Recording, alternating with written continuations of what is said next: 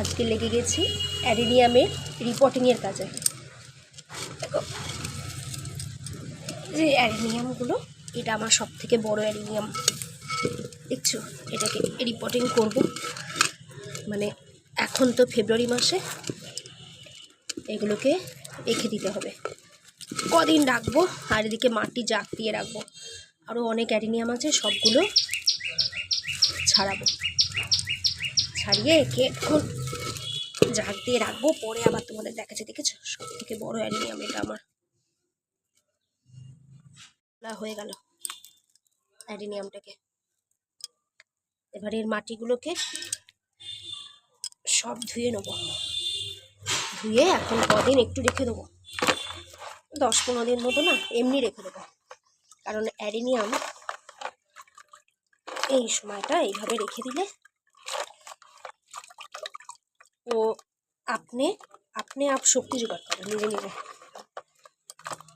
নিজেকে বাঁচানোর জন্য, আর সেই শক্তিতে বেশি পরিমাণে ফুল হয়। এই দেখো আমার হয়ে গেল পরিষ্কার।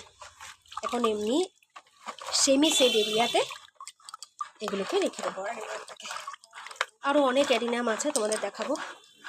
অনেক অ্যারেনিয়াম আমার, এই যে প্রচুর অ্যারেনিয়াম আছে, প্রচুর। এগুলোকে সব কাজ করতে আছে, অনেক কাজ। এই যে পরপর অ্যারেনিয়ামের চলছে রিপোর্টিং।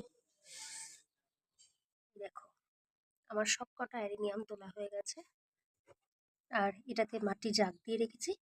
মোটামুটি 10-15 দিন এরা এইভাবেই থাকবে। আর এই মাটিটা বেশি হয়েছে, ওই জন্য এটা এইভাবে রাখলাম। এর গোড়াটা এত সুন্দর হয়েছে, দেখো এটার ইয়েটা কি সুন্দর প্যাঁচানো মতো হয়েছে না? এটা উঠবো যখন হেভি লাগবে দেখতে।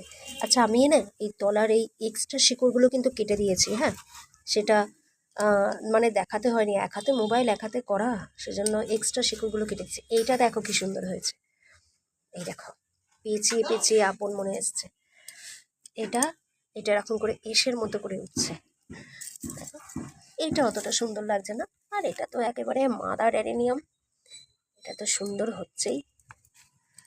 এটা হচ্ছে আমার দারুণ একটা হচ্ছে, এটা দেখো আমি ঘুরিয়ে বেশ সুন্দর হয়েছে এটাও।